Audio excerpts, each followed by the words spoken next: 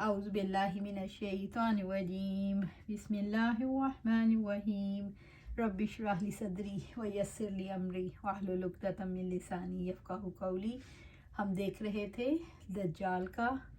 दज्जाल के बाद याजूज माजूज का निकलना और देख रहे थे फितनों का दौर और आप सल्लल्लाहु अलैहि वसल्लम की पेशन गोइयाँ।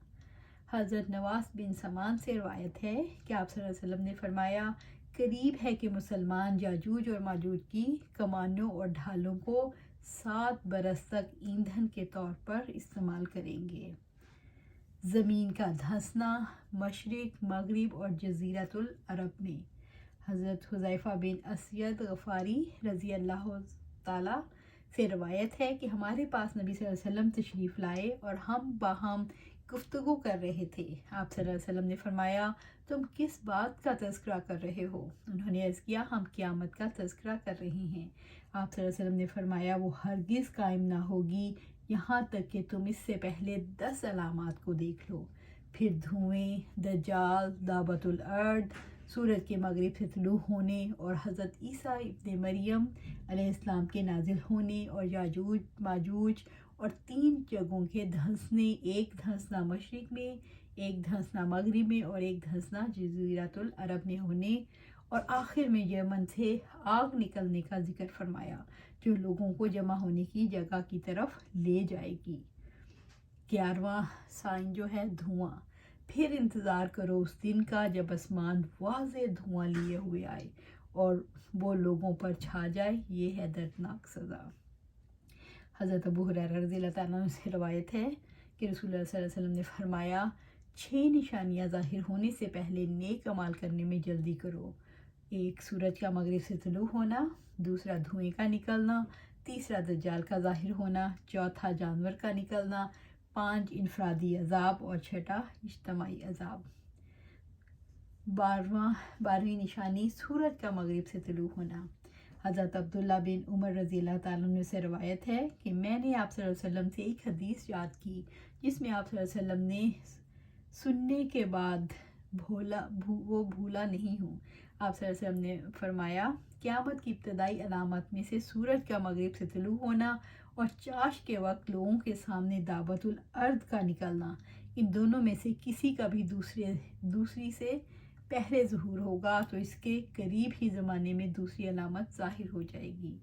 हज़रत अबू हुरैरा रज़ियल्लाहु ताला अन्हु से रवायत है कि मैंने आप सल्लल्लाहु अलैहि वसल्लम से सुना, आप फरमाते थे, क़यामत नहीं कायम होगी यहाँ तक कि सूरज मगरिब से ना निकले। जब सूरज मगरिब से निकलेगा और लोग देखेंगे ज़मीन पर जितने लोग होंगे सब ईमान लाएंगे, मगर ये वक्त है जब किसी आदमी को ईमान लाना काफ़ी ना होगा जो ईमान नहीं लाया था। अब्दुल्ला बिन उमर रज़ियल्लाहु ताला अन्हु से रवायत है कि आप सल्लल्लाहु अलैहि वसल्लम ने फरमाया, पहली निशानी क़यामत की निशानियों में से सूरज का निकलना है मगरिब की तरफ से और चाश के वक्त लोगों पर दाबा का निकलना। हज़रत अब्दुल्ला रज़ियल्लाहु ताला अन्हु ने कहा, इन दोनों में से जो भी पहले निकले दूसरी इसके करीब होगी। हज़रत अब्दुल्ला रज़ियल्लाहु ताला अन्हु ने कहा, मेरा ख्याल है सूरज मगरिब से पहले निकलेगा। हज़रत अबू ज़र गफ़ारी रज़ियल्लाहु ताला अन्हु फरमाते हैं, सूरज गुरूब होने के वक्त मैं मस्जिद में दाखिल हुआ। आप सल्लल्लाहु अलैहि वसल्लम वहाँ तशरीफ़ फरमा थे। आप सल्लल्लाहु अलैहि वसल्लम ने फरमाया, अबू ज़र तुझे मालूम है सूरज कहाँ जाता है? मैंने कहा, अल्लाह और उसका रसूल ही खूब जानते हैं। फरमाया, ये अपने रब से सजदा की इजाज़त तलब करने जाता है तो उसे इजाज़त मिल जाती है। फिर एक दिन गोया कि उसे कहा जाएगा, तू जहाँ से आया है दोबारा लौट कर वहाँ से तुलू हो, तो उस वक्त मगरिब से तुलू होगा। और आप सल्लल्लाहु अलैहि वसल्लम ने यह आयत वज़ालिका मस्तक़र लहा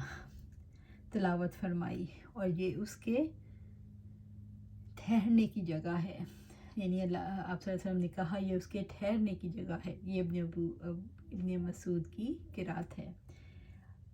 हज़रत अबू हुरैरा रज़ियल्लाहु ताला अन्हु कहते हैं, यकीनन रसूलुल्लाह सल्लल्लाहु अलैहि वसल्लम ने फरमाया, क़यामत कायम ना होगी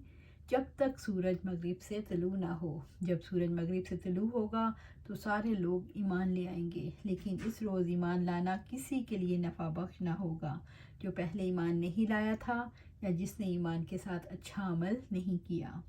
हज़रत अबू मूसा रज़ियल्लाहु ताला अन्हु से रवायत है कि आप सल्लल्लाहु अलैहि वसल्लम ने फरमाया, اللہ عز و جل رات کے وقت اپنا ہاتھ پھیلاتا رہتا ہے، شاید دن میں گناہ کرنے والا توبہ کر لے، اور دن کے وقت ہاتھ پھیلاتا رہتا ہے تاکہ رات میں گناہ کرنے والا توبہ کر لے۔ اللہ تعالیٰ ایسے کرتے رہتے ہیں حتیٰ کہ سورج مغرب سے طلوع ہو جائے۔ حضرت معاویہ رضی اللہ تعالیٰ عنہ کہتے ہیں، میں نے رسول اللہ صلی اللہ علیہ وسلم کو فرماتے ہوئے سنا، ہجرت ختم نہیں ہوگی جب تک توبہ ختم نہیں ہوگی، اور توبہ ختم نہیں ہوگی جب تک سورج مغرب سے طلوع نہیں ہوگا۔ حضرت صفوان بن اسال رضی اللہ تعالیٰ عنہ سے روایت ہے کہ آپ صلی اللہ علیہ وسلم نے فرمایا، مغرب کی طرف ایک دروازہ ہے کھلا ہوا جس کا عرض برس کی راہ ہے، یہ دروازہ ہمیشہ کھلا رہتا ہے تو توبہ کے لیے یہاں تک کہ سورج ادھر کی طرف سے نکلے گا، تو اب کسی نفس کو اس کا ایمان لانا فائدہ نہ دے گا جو پہلے ایمان نہیں لا چکا تھا یا ایمان کے ساتھ نیک عمل نہیں کر چکا تھا۔ حضرت ابو ہریرہ رضی اللہ تعالیٰ عنہ نے بیان کیا کہ آپ صلی اللہ علیہ وسلم نے فرمایا، قیامت اس وقت تک قائم نہ ہوگی جب تک دو عظیم جماعتیں جنگ نہ کریں، ان دونوں جماعتوں کے درمیان بڑی خون ریزی ہوگی، حالانکہ دونوں کا دعویٰ ایک ہی ہوگا، اور یہاں تک کہ بہت سے جھوٹے دجال بھیجے جائیں گے، تقریباً 30 دجال، ان میں سے ہر ایک کا دعویٰ ہوگا کہ وہ اللہ کا رسول ہے، یہاں تک کہ علم اٹھا لیا جائے گا، اور زلزلوں کی کثرت ہوگی، اور زمانہ قریب ہو جائے گا، اور فتنے ظاہر ہو جائیں گے، اور حرج بڑھ جائے گا، اور حج سے مراد قتل ہے، اور یہاں تک کہ تمہارے پاس مال کی کثرت ہو جائے گی بلکہ بہت بہ پڑے گا، اور یہاں تک کہ صاحب مال کو اس کا فکر دامنگیر ہوگا کہ اس کا صدقہ قبول کون کرے، تو یہاں تک کہ وہ پیش کرے گا، لیکن جس کے سامنے وہ پیش کرے گا وہ کہے گا مجھے اس کی ضرورت نہیں، اور یہاں تک کہ لوگ بڑی بڑی عمارتوں میں آپس میں فخر کریں گے، ایک سے بڑھ کر ایک عمارت بنائیں گے، اور یہاں تک کہ ایک شخص دوسرے کی قبر سے گزرے گا اور کہے گا کاش میں بھی اسی جگہ ہوتا، اور یہاں تک کہ سورج مغرب سے نکلے گا، بس جب وہ اس طرح طلوع ہوگا اور لوگ دیکھ لیں گے تو سب ایمان لے آئیں گے، لیکن یہ وقت ہوگا جب کسی ایسے شخص کو اس کا ایمان لانا فائدہ نہ پہنچائے گا جو پہلے سے ایمان نہ لایا ہو، اس نے اپنے ایمان کے ساتھ اچھے کام نہ کیے ہوں، اور قیامت اچانک اس طرح قائم ہو جائے گی کہ دو آدمیوں نے اپنے درمیان کپڑا پھیلا رکھا ہوگا اور اسے ابھی بیچ نہ پائے ہوں گے نہ لپیٹ پائے ہوں گے، اور قیامت اس طرح برپا ہوگی کہ ایک شخص اپنی اونٹنی کا دودھ نکال کر واپس ہوا ہوگا، اسے پی بھی نہ پایا ہوگا، اور قیامت اسی طرح ہو جائے گی کہ اپنے حوض کو درست کر رہا ہوگا اور اس میں سے پانی بھی نہ پیا ہوگا، اور قیامت اس طرح قائم ہو جائے گی کہ اس نے اپنا لقمہ منہ کی طرف اٹھایا ہوگا اور ابھی اسے کھایا بھی نہ ہوگا۔ 13ویں آیت دعوت الارض، اور جب ان پر بات آ پڑے گی ہم ان کے لیے زمین سے چلنے والا جانور نکالیں گے جو ان سے کلام کرے گا، یقیناً لوگ ہماری آیات پر یقین نہیں رکھتے۔ سورۃ نمل آیہ 82۔ حضرت عبداللہ بن عمر رضی اللہ تعالیٰ عنہ سے روایت ہے کہ میں نے آپ صلی اللہ علیہ وسلم سے ایک حدیث یاد کی جس میں آپ صلی اللہ علیہ وسلم سے سننے کے بعد بھولا نہیں ہوں۔ آپ صلی اللہ علیہ وسلم فرماتے تھے، قیامت کی ابتدائی علامات میں سے سورج کا مغرب سے طلوع ہونا اور چاش کے وقت لوگوں کے سامنے دعوت الارض کا نکلنا، ان دونوں میں سے کسی کا بھی دوسری سے پہلے ظہور ہوگا تو اس کے قریب ہی زمانے میں دوسری علامت بھی ظاہر ہو جائے گی۔ عبداللہ بن عمر رضی اللہ تعالیٰ عنہ سے روایت ہے کہ آپ صلی اللہ علیہ وسلم نے فرمایا، پہلی نشانی قیامت کی نشانیوں میں سے سورج کا نکلنا ہے مغرب کی طرف سے، اور چاش کے وقت لوگوں کا پردابہ کا نکلنا۔ حضرت عبداللہ رضی اللہ تعالیٰ عنہ نے کہا، ان دونوں میں سے جو بھی پہلے نکلے دوسری اس کے قریب ہوگی۔ حضرت عبداللہ رضی اللہ تعالیٰ عنہ نے کہا، میرا خیال ہے کہ سورج مغرب سے پہلے نکلے گا۔ حضرت ابو ہریرہ رضی اللہ تعالیٰ عنہ سے روایت ہے کہ آپ صلی اللہ علیہ وسلم نے فرمایا، ایک دابہ جانور زمین سے نکلے گا، اس کے ساتھ حضرت سلیمان علیہ السلام کی انگوٹھی ہوگی اور حضرت موسیٰ علیہ السلام کا عصا ہوگا، تو مسلمان کا منہ روشن کر دے گا عصا سے، اور کافر کی ناک پر نشان لگا دے گا مہر سے، یہاں تک کہ ایک محلے والا موضوع والے جن کے گھر ملے جلے رہتے ہیں جمع ہوں گے، وہ کہے گا یہ مومن ہے یہ کافر ہے۔ حضرت ابو الحسن قطان کی روایت میں یہ ہے، کہے گا اے مومن، اور وہ کہے گا اے کافر۔